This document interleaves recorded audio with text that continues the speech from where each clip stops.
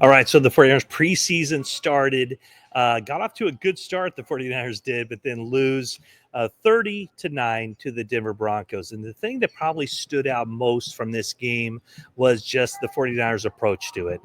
The only three projected week one starters who were even on the field in this game, Ben Barch, a left guard, D. Winters, linebacker, and Jason Pinnock, the safety. So the good part for the 49ers was, they punched above their weight with this one. They their backups were going up against mostly the Denver Broncos starters, and the 49ers third stringers were going up against the Broncos backups. So a lot of stuff to kind of sort out after this, but let's just start off with the injuries that came from this game. One of the bright spots has been Marquis Siegel. He's practiced very well. He played very well, it looked like, in this game on Saturday night, but he left with a knee injury. Kyle Shanahan said that it looks like a bruise, doesn't expect it to be anything too bad. Upton Stout would have played in this game, but he had a calf injury, a tweak there, so they held him out. That's why Chase Lucas played pretty much the entire game at nickel, and what a character. Talked to him after the game. He made some plays. He was one of the standouts in this game. Tatum Bethune had an ankle injury. Amir Abdullah had a really bad play, a fumble, and a ribs injury. Running back, 49ers are really short on running backs. An update on Michael Williams. He had a hyperextended knee. He's going to miss about a week or so. Richie Grant, also safety. He had a knee injury. He's going to miss a week as well. So let's just kind of go through what I saw. And the thing that stood out about the joint practice on Thursday was how the Denver Broncos defense dominated the 49ers first team offense from the very beginning of practice. And then at the end, Brock Purdy made some plays. 49ers moved the ball. They scored a couple of touchdowns. Well, in this game, which it was kind of surprising to me, 49ers moved the ball right down the field with Mac Jones at quarterback. Jordan Watkins, 50-yard catch on against the number one defense. In fact, it was their nickelback that their starting nickelback gave up that pass play. It was a deep play down the field, and it was Talanoa Hufanga who ended up making the tackle on Watkins after a 50-yard gain. So that was interesting to see Jordan Watkins make that step, and in my mind, really solidify himself as somebody who could be in the picture for being a week one major contributor. Now, after that, the 49ers offense didn't get much going, but Chase Lucas supplied offense, if you will, in a blitz, forcing Bo Nix to intentionally ground the ball while he was in the end zone. So that accounts for the 49ers 9 points in this game. They were up 9-0. They ended up losing 30-9. So let's hit on some of the highlights for the 49ers. And I would say just the play that Watkins made against Jaquan McMillan, a big play because of, it was a contested catch. He went up and got it. When McMillan fell down, he stayed on his feet. And like I said, turned that into a 50-yard gain. I thought Mac Jones played well. Watkins, good and bad, I guess. I mentioned the 50-yard catch, but he also had a busted route that led to a Mac Jones interception. So Shanahan's had a lot of ups and downs for the rookies, Jordan Watkins included. Siegel, 7 tackles, looked very good.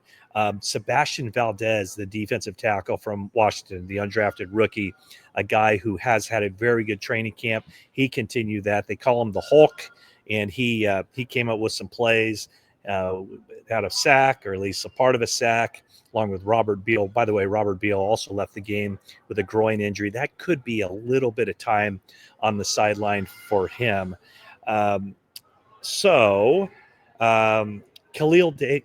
Davis, another good performance from him. If you remember last year, 49ers had a preseason game against Tennessee, and Kalia Davis was playing very well. But after the game, he had this knee injury, or it was diagnosed as a knee injury that kept him sidelined for the rest of training camp. So that really kind of slowed down his development last year. But looks like now he's in a spot as one of the older guys in the room where he can really make an impact on this defense. So Kalia Davis, I didn't have him making the roster, the 53-man roster, the first time I gave it a crack with my projected. I will have him making the roster the next time. Junior Bergen, the 7th-round pick, 28-yard punt return. Only time he got his hands on the ball, he showed a really good move to make that first guy miss, cut to the outside, and turned it into a nice gain. I talked about Mac Jones, and he generally played pretty well in this game.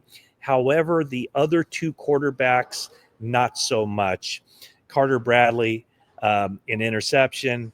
Tanner Mordecai, an interception. By the way, the 49ers re-signed Tanner Mordecai for a spot on their 90-man roster. So they went with those three quarterbacks, Brock Purdy, and everybody of significance for the 49ers. Any projected starter, did not play in this game. But Mordecai is somebody, let me just put it this way.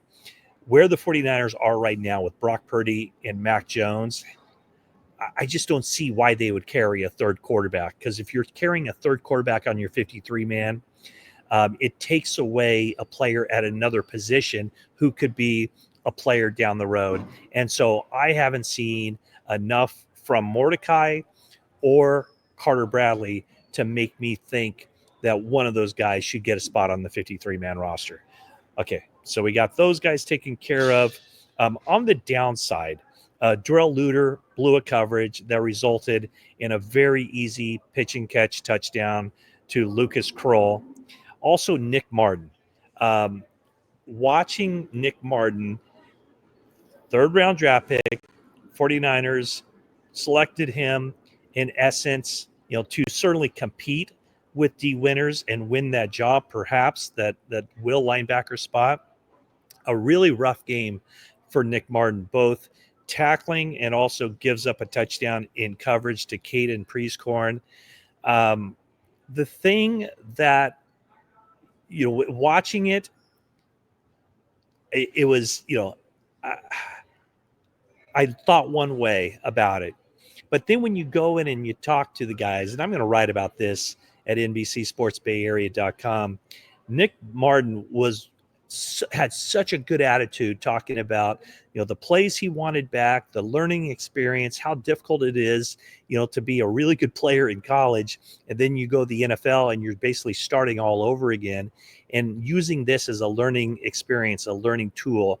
So I come out of this game watching it going, man, that's a really rough game for Nick Martin. He's nowhere near being ready for regular season game action, and he might not be.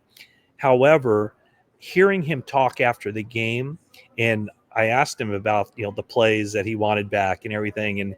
And I don't know, I just got a really good feel for him being eyes wide open, understanding the challenges that await, the learning curve for a rookie. So I know that he struggled, no question about it, struggled in his first preseason game, but I think there's something there. In fact, I think there's a lot there with Nick Martin.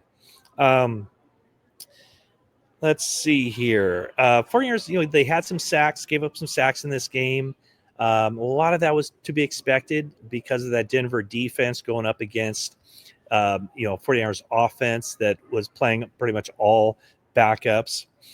Dallas Flowers, he started in this game at cornerback for the 49ers, and he had really good coverage on a play for Trent Sherfield down the field, former 49er receiver Trent Sherfield.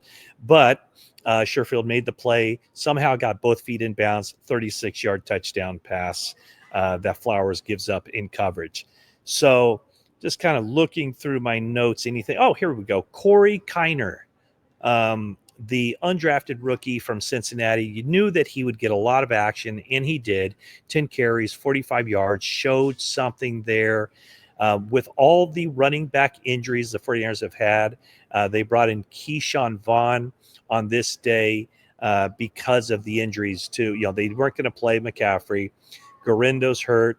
Jordan James is hurt. Those guys are going to be out another couple weeks.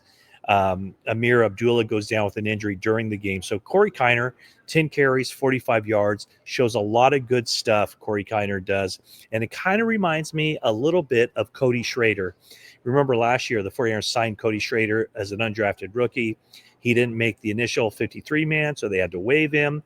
Thought that they'd be able to bring him back to the practice squad, but the Rams claim him, and he stayed with the Rams all last season on their 53-man. And just check out the stats. Corey Schrader, on this night, they were playing the Cowboys for the Rams, 5 carries, 59 yards. So they kind of let him get away, and now maybe he has a home with the Rams. So Corey Kiner, 49ers are going to be really tempted, I think, to keep him on their 53-man roster. Patrick Taylor got the start at running back, the veteran. He had a 5-yard touchdown in this game. Trey Brown, I thought, played pretty well in competition for that third cornerback spot. He had a forced fumble in this game while playing deep into the fourth quarter. I do want to talk a little bit more about Chase Lucas, because he's a guy that came over from the Lions, competed for a spot on the roster last year, didn't make the 53, stayed on the practice squad the entire season, and never sniffed the playing field during the regular season. But he's putting himself in a spot to make an impact on this team. I remember Diamador Lenore telling me about, how much he's learned from Chase Lucas. Those two used to be rivals. They used to not like each other. Now they're like best friends, and it's kind of funny. But Chase Lucas, dropping a few F-bombs, and using some colorful language in the locker room when I talked to him. But quite a character, and he really had a good game, 5 tackles. And the thing that he said that really helped him, or the thing that he was most proud of in this game, was during the practice with the Broncos, he made some mistakes on run fits at the nickelback position. So he really studied hard on filling those run responsibilities, and he did an exceptional job in that, really cleaned up those mistakes. So certainly a big thumbs up for Chase Lucas, Sebastian Valdez, I would say Mac Jones, Jordan Watkins, kind of a mixed bag. But, not a good showing for Nick Martin. He fully realizes that. He knows he has a lot to clean up. Darrell Luter can't have a blown coverage like he had on that touchdown. And then the two quarterbacks, Bradley and Mordecai, certainly left a lot to be desired. So that is kind of the rundown from this day, the 49ers preseason opener. Again, really hard to evaluate this or come to any major conclusions because none of the regulars started. So, I would say that they probably, 49ers definitely got what they wanted out of this game as far as the teaching tools, the mistakes that were made, the things that need to be cleaned up. And so 49ers will have a day off on Sunday, return to practice on Monday. And then this next week will be kind of interesting too, as they basically follow the same schedule as they did this week.